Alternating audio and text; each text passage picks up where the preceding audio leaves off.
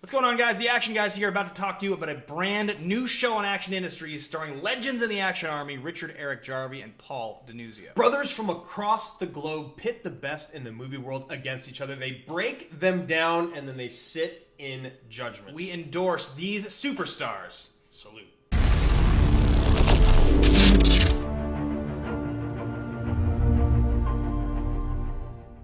What's up, everybody? How y'all doing out there? My name is Paul DiNuzzo, or PLD, or Pauly D. And I'm Richard-Erik Jarvi, and together we're Class Action. What is Class Action? Class Action. Class Action is a show here on the Action Industries YouTube channel where we will take a look at a film. It could be any film, new film, old film, most likely an old film when Estonia can't get the release dates right. But whatever it is, we'll take it, we'll discuss it, give it our review, we'll review it. Not a deep dive necessarily, but our first thoughts. Because then from that film, inspired by that film, we will go into what we call the meat of the show, presenting our Class Action Brief of the Week. That's right. So the Class Action Brief of the Week is where we take two opposing viewpoints, movies, movie franchises, or Hollywood personas, and with the help of 5 custom-made categories, we decide which is the winner. Because that's what we're all about, winners and losers here. Right? But anyway, as I mentioned before, we are on the Action Industries YouTube channel, the home of all things Ben Bateman and Andrew Guy, two wonderful guys who we thank for giving us this opportunity. And they have done some wonderful content that we've been loving for years now. They've been a part of the Movie Trivia Schmodown with their other personas, Dastardly Drew Guy and Ben the Boss Bateman. They've also done the Action Guys, Action Reviews, and of course, Action Movie Anatomy. They're showing the Popcorn Talking Network, which has over 200 episodes now. And they just had a show yesterday. And what did they cover, Richard-Erik Jarvi? What did they cover? I wonder, what could it have been? That's right. It was Pearl Harbor, the greatest movie ever. Okay, I won't go that far. I cannot go that far either. Okay, first of all, we gotta kind of come clean here because Pearl Harbor was one of our bits. It was something that I wanted to be covered. We've done a few practice episodes. That was the bit that next week they're gonna do Pearl Harbor, and we did it like a few times. And now, out of the blue, they actually just covered it. And it was a running joke. We had this running joke. We were gonna say every time, it's got to be Pearl Harbor next week. It's got to be Pearl Harbor. It was actually kind of a funny bit. I was actually pretty proud of it. And then we have to change it and see what it actually is. But then they actually went and did it before we actually aired. What the heck, guys? But well, that's all right. It was still glorious because I got to call in, I got to geek out about the movie. And tell me, Paul, what was your favorite moment of that episode of AMA? I don't actually have a favorite specific moment, but my favorite overall feel is watching Andrew Guy trying to be positive about this film. Where you can see deep in his soul, he's just like. You even said it out flat out like several times. This is a piece of shit. I mean, how about you? What was your favorite part? Just overall having Pearl Harbor covered, I was sort of like, I don't know, in a haze that they were doing Pearl Harbor. So I was just, it's like when you watch Star Wars, you don't even know, you're just totally locked in. There's nothing else. I had like tunnel vision. I get it. So it was a fun episode regardless, that's all. Oh, yeah. So at least they did it. We're good. We'll have to go up with another bit now, but that's okay. Talking of bits, we're going to do a review for you this week, and we will be spoiler review is what I wanted to say. We will indeed be doing a spoiler review of sorts with the little movie that came out this week that I've been looking forward to for quite a long time. Mm-hmm. Dr. Sleep. Dr. Sleep. I don't know about you, but I grew up in The Shining. It was probably my favorite scary movie when I was younger. It freaked me out at the age of 7 or 8 when I somehow snuck that through my parents and I watched it. So when I heard the book came out, I was psyched about it then. And then when they decided to make a film, I was just as psyched about it. So do you have any history with The Shining? Not really. I think I watched The Shining for the first time maybe not even a year ago, a few months ago. I think 8 or 9 months ago. Really? Of course, I know the iconic scenes. I've seen them. I've almost seen the movie, but I haven't watched it. Sat down and watched the entire thing. But even watching it recently, I really enjoyed it. I have something. I have a thing for movies where the main character is isolated somewhere far away. Like, yeah, it's like an isolated, like, yeah, this like claustrophobic feeling. I don't know, something about it like makes it creepy, but I also kind of like it. So I did like The Shining. So I was very intrigued by Doctor Sleep. Okay, let's just get right into it. What did we think of Doctor Sleep? Go ahead first. I feel like this is your movie. You should take it away. Want me to take over? All right, I'll do that then. We're steamroller. This is how we go. We're just very much on the fly, so we'll have to see how this works here. But for me, I thought this was the most difficult, one of the most difficult movies they could have made. The tones are so different in these films. So it was going to be a hard thing for them to connect, I felt. Same thing with the book. So I knew going in that this was going to be the case. The Shining, like you said, is a more claustrophobic, supernatural horror type film. Creepy. It's almost, well, yeah, it's supernatural, but it almost like it feels supernatural, but it still feels very real. Because if you compare it to Doctor Sleep, Doctor Sleep is like a fantasy movie pretty much. The Shining feels like a real horror movie. Yeah, yes. I agree. Doctor Sleep is far less horror and more almost like a superhero movie in a way. Yeah, it's almost like a fairy tale. Like, I mean, it's almost like the villainous orange of the True Knot is almost like a Brotherhood of Evil Mutant kind of thing. So taking that in case, it's amazing to me that it still felt as connected as it did. The director did a great job. The director's name was Mike Flanagan, right? Yeah, Mike Flanagan. And he did a wonderful job using the nostalgia of the film, but not letting it overtake the film. Right. Specifically, what I want to mention, like right from the get-go, my favorite the part reshots. The reshots were right there, note for note, perfect. But what's the most impressive about it to me is that this is not a news, so everybody knows that Stephen King hated Kubrick's version of Shining. Hated that. And yet, Mike Flanagan went with adapting a novel which has its own little disdains for the Shining. It shows it in the book a few times, like characters that died in The Shining make definite appearances in Doctor Sleep and things of that nature.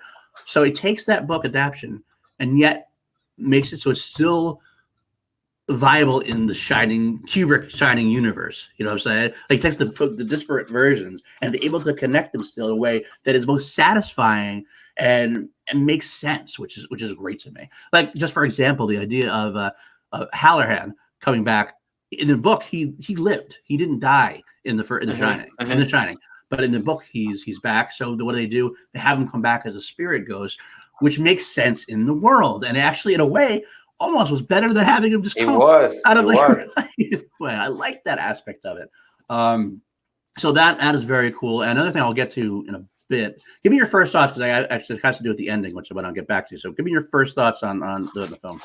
Okay, so something that drew me from the get-go was the cast. So I'm a big fan, I'm guessing you as well, of Ewan McGregor. Hello there. And I have like a pretty unhealthy crush towards Rebecca Ferguson. You're not alone. My favorite current actress, I think, actually, at this point. Oh, wow. Well, that's big. But I want to say her name right. Kylie Curran. Abra. Yes, Abra. She blew my mind. Like, she was smart. She was funny. She was badass. She was a very brave character, and she almost overtook Ewan. I'd still say Ewan was a better character overall. We followed his heart, but she was an unexpected surprise. Sure, I agree. Now, yeah, and talking about the reshoot, like the reshoots of the Shining scenes, that was something I was very afraid of when at first I thought they were just showing the original shots, but they were actually reshots, so you didn't notice until they showed Danny's face. Correct, right? Yeah, that's how good they were. They were really and they recast Jack Nicholson as the guy from Haunting of Hill House. I can't remember his name. He was playing Jack Torrance. Yes, also like sort of I don't know how it worked. And what's his wife's name? Wendy. Yeah, she she was like freakishly similar to I'm still blanking on her name. Not Shelley On her Duvall. real name. Shelley Duvall. Yeah, Duvall. Yeah. That's right. So the way she spoke, it was eerie. You're spot on that. I remember reading that specifically. I was like, wow. For like 2 seconds, I was kind of like, is that actually old footage? But no, it's not. It's not. Mm-hmm. But it was done very well. I will say I wasn't as big a fan of the actor of Jack. But I don't know if it's his fault necessarily. Like that role for Jack Nicholson is so iconic. Yeah. So difficult to manage. Like anybody in that role would have been hard pressed for me to be okay with. And I got to be honest with you, there's one part that took me out. The actor almost looked a little like MacGruber. Yeah. It was like this almost a smile about MacGruber, and I kind of was like, "Is that Will Forte?" So that took me out a little bit. I gotta admit, that's one negative. But bringing that up, it actually brings up my point about the ending I wanted to bring up. One of the amazing things they did with the ending is, I don't know if you know, did you ever read the Shining book novel? No, I haven't read it yet. I have it on my. Well, it might be a little bit of a spoiler for you then. But I gotta throw it out there. Okay, should I turn it up? What Flanagan did, and I think this is what satisfied King, is that in the original novel, the ending of The Shining is that the good man of Jack Torrance is still in there, and he sets the boilers to the Overlook to explode and saves Danny and Wendy that way. Danny and Wendy get out because Jack Nicholson blows up the Overlook. But that was in Doctor Sleep. Right. That's the movie version of Dr. Sleep. So the movie version basically took the ending of the original Shining novel and kind of transposed it to the film of Dr. Sleep. That's one of the big changes I meant. In Dr. Sleep, there is no Overlook Hotel because it's gone. It's been blown up by Jack Torrance already. Wow. So they actually transposed the ending of the movie of the Shining, or the ending of the book, The Shining, to the end of the movie. That's what I think actually probably helped King really like Dr. Sleep. Because the Dr. Sleep ending in the book, Ewan McGregor's character lives. Years later, he helps Abra out and everything else. But I like the ending this way better. Because it brought home what King wanted out of it. It gives a little bit of a character to the Overlook Hotel itself and gets a little more in depth than The Shining ever could. So I like that aspect of it. but going the same way, the only thing I didn't like is that if you're going to go that route, give Jack Torrance a final return, not redemption, like a Darth Vader redemption. You can't ever really redeem him for what he did, but he can come back, do his bit of good, and then before he goes to his rest. Because in the book of Dr. Sleep, Jack Torrance's spirit kind of comes back and helps fight Rebecca Ferguson just a smidge toward the end. Danny gets like a chance to kind of like nod at Jack, and then Jack goes back to sleep, so to speak. But even trying to tackle it the way they did, I thought it was a phenomenal job. Okay, because I have a lot of points I still want to make. The runtime, it's like 2.5 hours long, which was, at first I was like, holy crap, they're going that way. But it felt like everything in the movie was there for a reason. And it almost felt like you're watching the book unfold itself in front of your eyes. I've never had this experience at a movie before. It felt like I'm watching a book. Yeah, no. And my favorite moments in the movie, probably the most like calm moments, was where Danny was in the nursing home and talking to the dying patients. Yes. That was very good. And the cat went out there.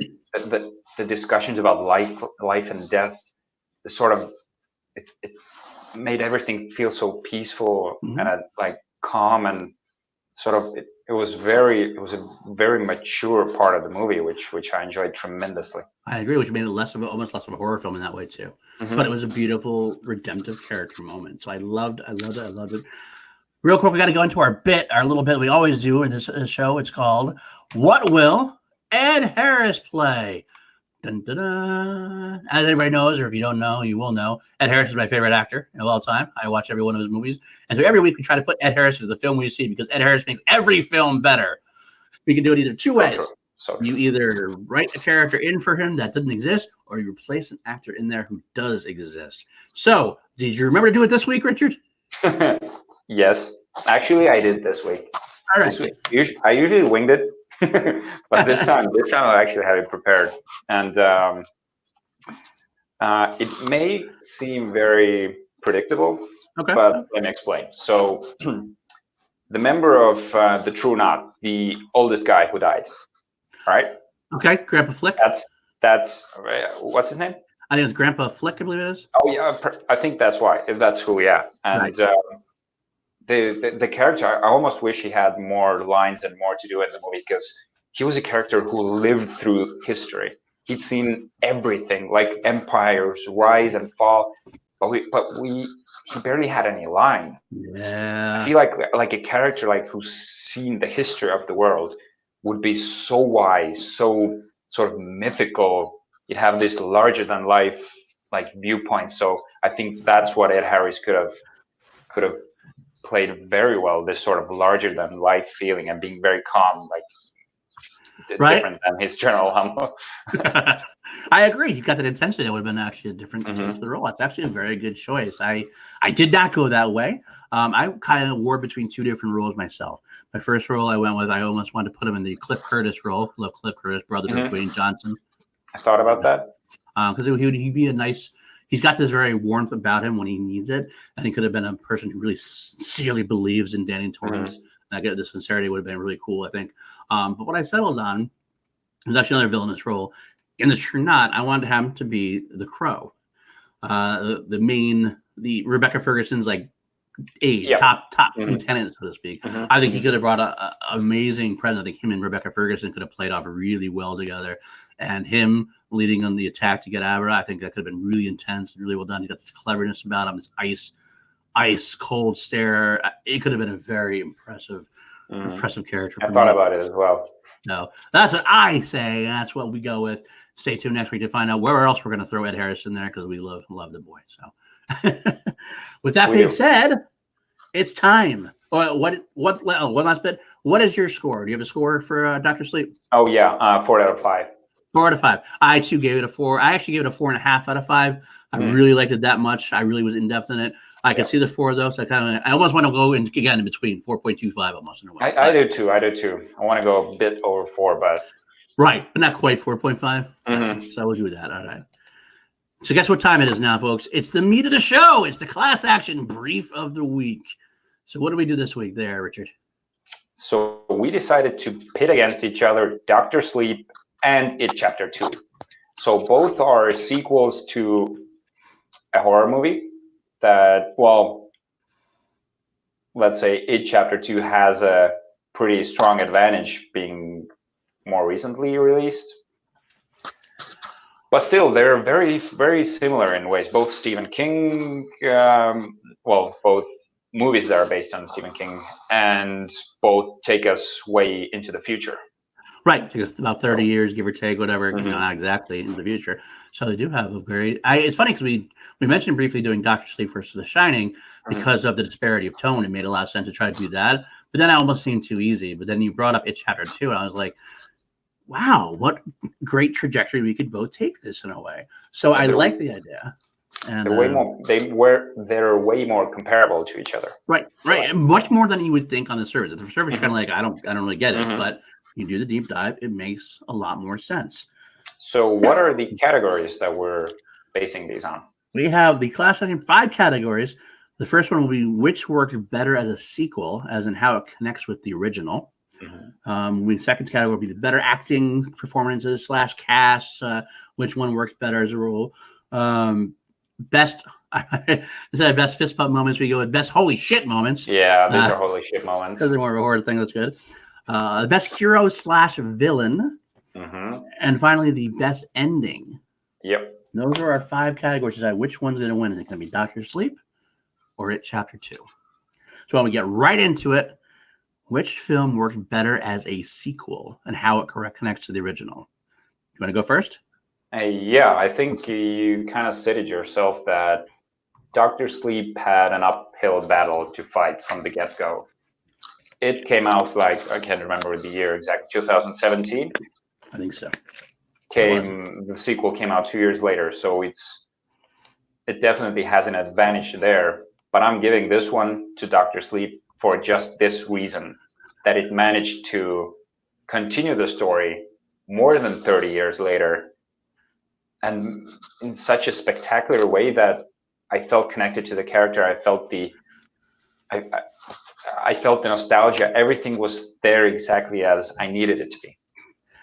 Yeah, I gotta say it's funny you say that because you basically stole my idea too. My initial thought on the surface is that, well, in chapter 2, it's just such a direct sequel. The tone is the same, characters are similar despite being grown up. Director's the same. Everything about it is similar. So it does probably technically work better as a sequel. Yeah. But if you want to give Doctor Sleep the handicap of being completely a different, tonally different That's right. story, and having such a different director, different cast, different everything, and yet it still worked with the connection that I really felt connected to both worlds so well. I think because of the degree of difficulty and because it's our show, we can do this. You can call us crazy if you want. You might say chapter 2 is the obvious one. You're right, but you're wrong. It's going to be Doctor Sleep. It's going to be my choice as well. Chapter 2 is an awesome sequel, and I'm not trying to take away from it. It's just that Doctor Sleep managed to fight an uphill battle. Degree of difficulty matters. So strong. Yeah. Yep. It's like Olympic diving. Degree of you can do a front dive and do it perfectly, but if you do the flips and flips and flips and side dive, then you get to get to the gold medal. That's right. So that's 2-0 for Doctor Sleep. That's right. So our second category, better acting or cast. We're in unison there. We are. We're getting good. Getting good at this. Ridiculous. I'll take this one. This is a difficult one for me to decide. I mean, chapter 2 has really difficult. That was the toughest one. It was. It does have chapter 2 has a bigger cast. I think overall. Bill Hader from chapter 2 is phenomenal, and actually, honestly, might be the best overall performance out of both movies, possibly. I really liked what he did with the role, but I kind of felt like the rest of the older loser clubs paled in comparison to the original young loser clubs in a way. I really like that. This is almost unfair because I'm not comparing it chapter 2 versus Doctor Sleep. I kind of also compare it chapter 2 to chapter 1. But James McAvoy's great. Jessica Chastain's fine. But then none of them really compared to what I thought Ewan McGregor did in the role and what Aber did in the role. So then it comes down to me, Rebecca Ferguson versus Bill Skarsgård. That's a really freaking hard choice to make. We're gonna get into best villain later on. So this is not best villain. That's where I'm rating him. It's the best performance of it, and I gotta say, what can you do, Rebecca? They're both so good, so I almost want to cancel them out in a way, as far as they're both equally good as far as that goes. So taking that out of the order, taking Bill Hader, I think I got to give it to it. Interesting. I wasn't sure you were going there. I hate doing it. Yeah, I'm giving it to it as well. You are? Okay. And for totally different reasons than you. Okay. I think like Bill Hader actually is like my third favorite of the cast. James McAvoy is my first. Jessica Chastain almost first. Like they're both phenomenal. Okay. And so yeah, like the fact that they managed to cast them so like, first of all, you cast them so similar from their looks, but they actually cast actors who embodied their all of their characteristics, not just their faces, if that makes sense. So I love Ewan and Kylie in Doctor Sleep, but I just feel like the strongest part of it, chapter 2, are their like grown up respected selves. So this one goes to it, chapter 2, but yeah, for totally different reasons. It's impressive. We both end up the same route. We just took the same destination. We take different routes to get there. But okay, well, we both got it though, so we can't argue. That makes it a tie game. Man, this is gonna be tough. We actually did that, but it's funny. We kind of came up with this 5 ideas, the 5 categories as a way to go. You don't have an odd answer, but we could actually have a tie still if we both go the way we go. We could actually end up being like 5, end up like totally screwed. But we'll never know. So we'll have to, if that ever happens, we can come up with something on the fly to figure out how we're to declare our winner. Yep. But anyway, we're moving on then, I guess, from that to the best holy shit moments. So why don't you start with this one? Okay, for me, I broke it down to two scenes. The dinner scene from it, chapter 2. Mm-hmm. That's the part I remember the most from that movie. And it's not the final scene in Doctor Sleep that I went with. I went with Jacob Tremblay's cold-blooded murder that left me almost scarred. That was I don't know how the cast managed to act the scene out with him yelling as it did. I would have been like, "Oh, are you really okay?" Because he's probably the greatest kid actor there is at the moment. I think he is, and it was so gnarly. It was so disturbing, but it filled you with this rage for the True Knot, which got paid off later in the movie with an awesome like revenge. But Dr. Sleep's Jacob Tremblay's death wins it over for me, even though the dinner scene was friggin' awesome in chapter 2. Interesting thought. I mean, I actually have a couple of them myself. They're actually similar. Chapter 2 is I gotta go with the same thing. The dinner scene was a very memorable moment. All the creatures coming out kind of solidified them together. The ending also had some good moments as well. There's some good the battle at the end there where Richie got his gear on and he really became the adult Richard we all know he had to be.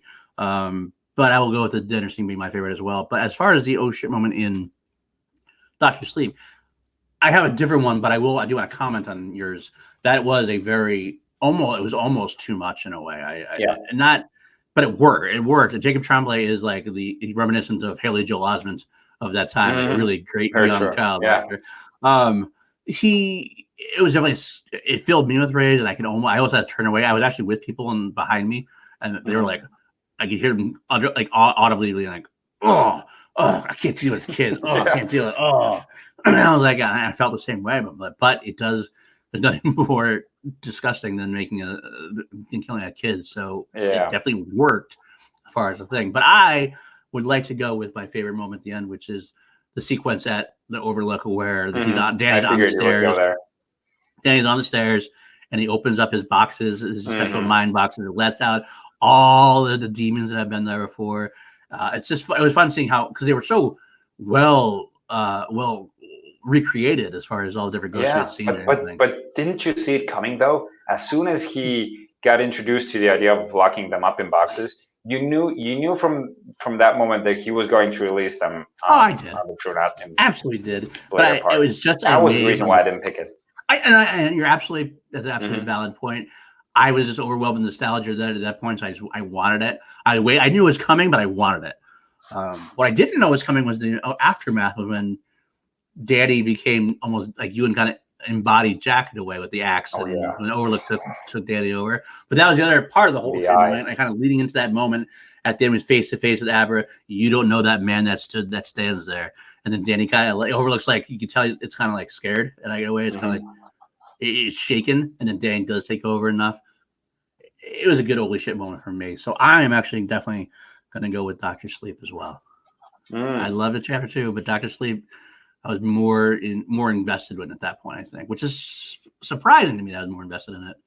Or maybe it shouldn't be surprised with how much I love The Shining, but yeah, I'm going with your gut. You're going with your gut, so I am going. My God, that's exactly what it is. So wow. So we got 4-2 for 4-2 Dr. Sleep, and we're both siding. We're not having a lot of debate here. We're both agreeing completely with each other, pretty much. So I don't know how this is going to come off, but we'll keep going. We'll go to the next category, which is the hero/villain, best hero/villain. This is probably the most difficult. We've said this a couple of times now. This is the most difficult one, but this might have been my most difficult choice because we had the two. With heroes, you have the four heroes from It. Yeah. Or is it four? How am I saying one of them? How many of the losers are there? There's 1, 2. There's 4. 4 is right. Oh, it's 5. Right? It's 5 in there because there's also. No, there's. Oh yeah, one of them. Yeah. So basically 4 there. And then the hero in the Dr. Sleep is the two of us. It's Ewan and Abra, Danny and Abra. But then you have the villains. The two villains we already talked about as performance-wise. But now we're going to get into them as villains. Where I might have given the edge to Bill Skarsgård's performance as Pennywise just Mhm. because I think it was a more difficult role to play than Rebecca Ferguson's character. I do think the villain of Rebecca Ferguson actually ends up being a better character overall, if that makes Seriously? sense. I Mhm. do. Well, I love she- Pennywise. She has some redeeming, like almost redeeming qualities about her. You can see them when they're this community. They actually care about each other. They're helping Absolutely. each other. But Pennywise is this one-note evil entity. So That's what it is. It's a thing. Mhm. It's a great scary villain. I love the fact it's in darkness. It's a clown. We got the clown thing going on, which always seems to work on everybody. But again, just like you said, Rebecca Ferguson has a little bit of twinge of nobility in her. It's a tainted nobility, but it's there, and it's a more in depth character, I think. Whereas Bill is, like you said, a one note character. So I have to, much as the performance for Bill is better, I think, by a touch. I got to give the villain part to Rebecca Ferguson. Now, going back to the heroes, that's back and forth for me a little bit too.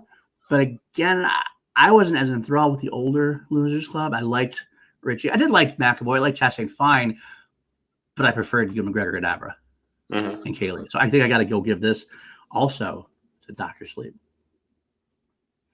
I'm going the other way. Even if it Okay, seemed like yeah. I wasn't. I'm happy. Yeah, I'm happy to see because even for what I wanted to say is, even though Bill Skarsgård's character is one note and evil the way he is, Mhm. I feel like we gotta take into account how well, you can't say he made the character iconic because the character was iconic way before him, but he brought it back, and he's known as Pennywise now. The way he portrayed him, the friggin' eye thing that he does, everything, he's recreated the character in a way that I had no idea was going to happen. And even though he's one note, he's way scarier than Rebecca Ferguson was as Rose the Hat. That was her Yes, name. Rose Is that the right? Hat. Yep. And again, the cast, like I love the cast more than you, the Grown Up Losers Club. Mhm. So I feel like maybe Ewan McGregor and Kylie Curran gelled together because there was just the two of them. I could say their chemistry was better, but the four losers, I don't know. I just can't get over how well they were cast and how well they echoed their younger selves. So And we shouldn't forget Cliff Curtis though in Dr. Sleep as well, though. oh, that's true. That's true. He's awesome in any movie he's in. I love Cliff Curtis. I love Cliff Curtis. Even when he's The Rock's brother, which makes no sense. Yeah, that was ridiculous. And he had the braids. He had the braids on in this one as well. He's keeping the braids. He's like, God, man, this look is good. I want to bring this over to Dr. Sleep. I think he started wearing that in real life. Flanagan's going, really? That's all right. No, All right. you can't. I'm not gonna say no to you. You're Cliff Curtis. But yeah, this one for me is a chapter 2 because I feel like Pennywise is more iconic and the Losers Club as well. Okay, then there we go. Right now, I won't give a scoreboard update anymore because we're just gonna go right into it. The best ending. The Mhm. best ending. Why don't you start with this one? Yeah, I'll just flat out, like, this is gonna give away what I picked, but the ending of it, chapter 2, I started to remember what it was and I had trouble. I couldn't remember how it ended. Then I remembered that it ended with a very neat bow on top, which kind of felt out of place. It was a bit it wrapped up too positively for that type of movie. I don't know. That maybe sounds a little fucked up, but Dr. Sleep's ending, even though when he releases all his locked up, what do you call them, demons or the ghosts or the evil spirits, right. let's say. That was predictable, but the very ending, spoiler alert for Dr. Sleep, when Danny dies but comes back as the spirit, that was a perfect ending because that was exactly the kind of melancholy but leaving us with a hint of positivity of him being the ghost now for Abra.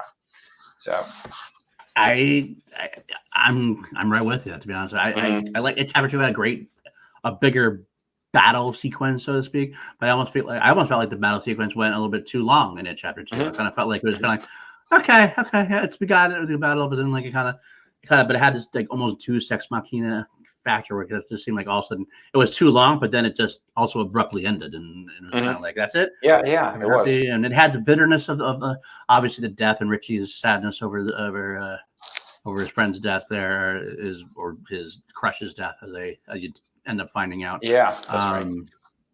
But yeah, that was a good moment, though. That was a good moment. It was a great moment. I loved seeing that. That's actually not from the books. It's very vague in the books. So it's much more, they're much more explicit here, which is completely what actually probably should have happened, but probably difference between 1985 and 2019 or whatever. That's probably how that comes into play. But we're getting off track here for that. Going back into the endings, Dr. Sleep. I love the ending of Dr. Sleep for exactly the same reason, especially because it was so set up so well. It's set up so well that you have Halloran as the ghost earlier, and Danny becomes the ghost later, which works well. Exactly. It works up so well. And like I brought up before, I really absolutely love the fact that it was such a clever way for Flanagan to take the Shining ending, juxtapose it to Dr. Sleep in a way to like give Stephen King a little bit of a nod. And so I think that's why Stephen King must have liked it, because he saw what Flanagan was trying to do. And I love that ending at all. I loved all the Overlook demons, Danny being the Overlook. The whole Overlook sequence to me was like complete nostalgia, but not a bad nostalgia. They used it and went forward with it. So the nostalgia was there in the best way possible. Right, exactly. And it can be bad. It can be bad sometimes, but this was not bad. This was very well done nostalgia. So that is where we're going to end. And before we tabulate it and come up with our final decision in this, our very famous class action hall of justice, so to speak, we should talk about what we're going to do next week. Do we know what we want to do next week? Because I know the action guys are going to do Ford versus Ferrari. Action Movie Anatomy. Action Movie Anatomy is going to do Ford. So we could take Ford versus Ferrari and pitch it against Rush, which is a very similar movie. Another one was, I think it was Midway versus Pearl Harbor. You could do that as well. I want to point blank, we'll let our audience know, if you're watching this, we do want to try to sometimes avoid duplicating content. We don't want to try to avoid doing what Action Movie Anatomy does, because you've seen Ben and Drew do it. You don't need to see us do it. But we're not going to lie. There's going to be some times where we're definitely, for example, I can tell you right now that when Rise of Skywalker comes out, Action Movie Anatomy is going to do it, and we're goddamn right we're going to do it too. We're going to do it. Somehow, some way. But so we're open-ended right now, but I think we'll have to see what we want to do. We want to try to almost avoid Ford versus Ferrari for that reason we just talked about. So we could review Midway. Do Midway and do that. And pitch it against Pearl Harbor. And there's always a chance we could do an older movie. We haven't done tried to do an older movie yet. We'll have to see what works for us. But with that being said, our pitch is over. How does this end? The score is pretty significant. And it honestly ended the way I thought it might when I looked at it. We have Dr. Sleep as well at 7. And we have It Chapter 2 at 3. Dr. Sleep is the winner. It was a better movie overall. I had, It Chapter 2 was very emotional, but I feel like Dr. Sleep was more up my alley, and just for the reason of the bedside conversations, that made the entire movie for me. And I agree. For me, It Chapter 2 was good. I thought it was let down is a strong word, but it wasn't as good as It Chapter 1. I definitely significantly like It Chapter 1 better. Whereas this one, Dr. Sleep had a far bigger hill to climb, to match the iconicity of the Shining movie. But it did such a good job that it almost, I wouldn't say it matched it, but it matched it in my heart enough to the point where I'd say it was extremely successful. So at the end of the day, Dr. Sleep makes sense to me too. So with that being said, I guess that court is adjourned, my friends. We'll see you next time on Class Action. Thanks for sticking with us. Make sure you like and subscribe. Do all that fun stuff. Like and subscribe to the Action Industries YouTube network. And all that fun stuff coming your way. And let us know in the comments what you think, and maybe you have a suggestion for us. We're always open for suggestions. We'll take anything in our courtroom. We'll discuss anything you want to discuss. And I guess we'll see you next time, guys. Later, guys. Salute you.